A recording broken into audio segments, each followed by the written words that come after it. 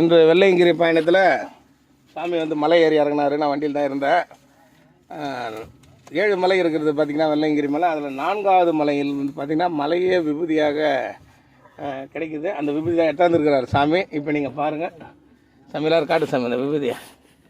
4வது மலை விபூதி. 4வது மலையில் எங்கே கிடைக்குது சாமி இந்த விபூதி? 4வது மலை வழி ஃபுல்லாக கிடைக்கும். வழி ஃபுல்லாகவே கிடைக்குது.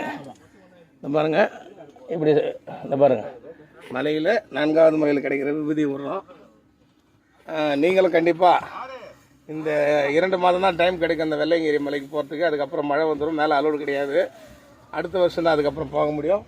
வாய்ப்பு இருக்கிறவங்க வந்து பயன்படுத்திங்க. ரொம்ப கிரிட்டிக்கலான மலை தான், மேலே ஏறுறதுக்கெல்லாம் சூறாக தான் இருக்கும். இருந்தாலும் வாய்ப்பு கிடைக்கும் போது கண்டிப்பாக நீங்களும் வெள்ளையங்கிரி வாங்க.